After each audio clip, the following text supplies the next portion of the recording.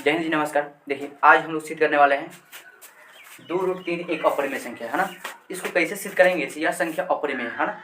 देखने में तो खैर लग ही रहा है कि जो भी संख्या रूट पहन लिया और वो पूर्ण वर्ग नहीं है तो वो संख्या अपरिमेय होगा ही होगा। लेकिन कैसे होगा, चलिए आज हम लोग इसको सिद्ध ही कर देते हैं ना। देखिए तो आपको सिद्ध करना है क्या कि संख्या अपरिमेय है, तो इसके विपरीत में मानना पड़ेगा कि जो संख्या अपरिमेय है उसको आप विपरीत मानिए, या अपरिमेय का विपरीत क्या हो? परिमेय है ना। चलिए को पहले मैथ में लिखा था SOLV सोल। सोल में क्या होता है? हल। यानी मैथ को हम लोग हल नहीं करते हैं जी, आइए हल करते हैं। माना कि 2√3 एक परिमेय संख्या है ना। यानी कि इसके विपरीत में हम लोग मान लिए अपरिमेय संख्या को सिद्ध बोला है करने के लिए, तो अब इसके विपरीत में मानेंगे तो ये क्या संख्या हो? परिमेय संख्या होगा। अब देखिए परिमेय संख्या की परिभाषा क्या होता है, वह संख्या कैसे दर्शाता है जिसे हम परिमेय है। तो जो जिसके बराबर में करना हो परिमेय संख्या है ना, उसके क्या करेंगे? p/q में बराबर तुलना करेंगे है ना। क्या करेंगे? p/q की तुलना करेंगे, ठीक है ना। अब देखो 2√3 को हमने परिमेय संख्या बोले हैं ना यहाँ पर, तो 2√3 को p/q लिखेंगे। क्या लिखेंगे? p/q, जहाँ q बराबर क्या नहीं हो? 0 नहीं हो, तथा p और q एक पूर्णांक, जहाँ p और q क्या है? पूर्णांक है, पूर्णांक संख्या है, पूर्णांक संख्या है ना। जहाँ q बराबर 0 नहीं होना चाहिए तथा p और q एक पूर्णांक संख्या है ना। p और q p/q दोनों क्या हो? पूर्णांक संख्या। आइए तब इसको हम लोग सोल्व करते हैं।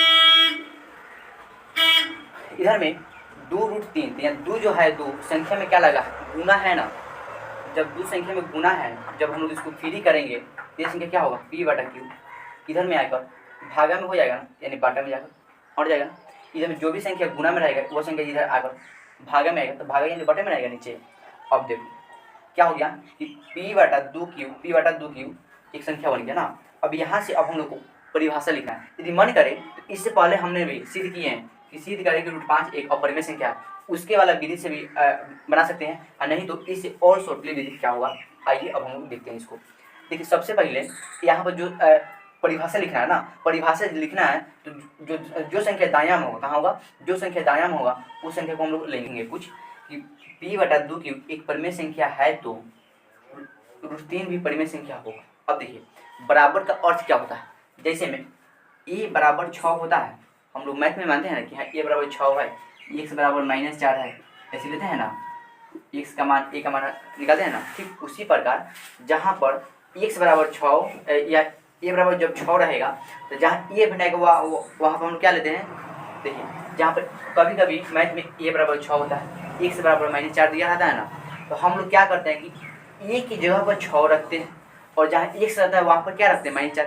इसका अर्थ क्या होता है? मैंने इसके तुलना कर रहे थे, मैंने ये दोनों बराबर ही है ना। ठीक उसी प्रकार जब ये दोनों बराबर है, यहाँ पर जब बराबर चिन्ह आया है तो इसका अर्थ क्या है कि दोनों सेम ही है।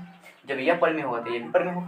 तो वही हमने यहाँ पे बात करेंगे कि p/2 की एक परिमेय संख्या है तो √3 भी परिमेय संख्या होगा। लेकिन विरोधाभास होता है कि ये बात गलत बा है ना। लेकिन विरोधाभास होता है कि √3 एक तो अपरिमेय संख्या है, एक तो अपरिमेय संख्या। अरे भाई तो सब बच्चे को मालूम है कि जो संख्या यहाँ पर √3 है, √3 एक कौन संख्या? अपरिमेय संख्या ना। लेकिन विरोधाभास होता है कि √3 एक अपरिमेय संख्या है। हम जानते हैं कि परिमेय और अपरिमेय संख्या का गुणनफल एक अपरिमेय संख्या होता है। यहाँ पर 2 मेरा परिमेय संख्या, √3 क्या? अपरिमेय संख्या। परिमेय और अपरिमेय संख्या जब गुणनफल करेंगे, गुना करेंगे तो वह संख्या क्या बनेगा? अपरिमेय संख्या ही बनेगा है ना। तो वही लिखे हम जानते हैं कि परिमेय और अपरिमेय संख्या का गुणनफल एक अपरिमेय संख्या होता है, इसलिए मेरा मान्यता गलत है। हमने जो यहाँ पर माने की संख्या ये परिमेय है, इसलिए मेरा मान्यता गलत है। अतः 2√3 एक अपरिमेय संख्या। अतः 2√3 एक अपरिमेय संख्या। ये सिद्ध हो गया। कितना हल्का है जी। आप लोग इस पर बना सकते हैं है ना। इस पर बना सकते हैं 5√2, 2√2, 6√3, इसको आप बना सकते हैं ना। इस पर बहुत सारा क्वेश्चन बन सकता है और आप लोग इसको रिवाइज कर लीजिए, ताकि आप लोग के लिए बहुत बेहतर या फ़ायदा होगा ना। तो ठीक है, धन्यवाद।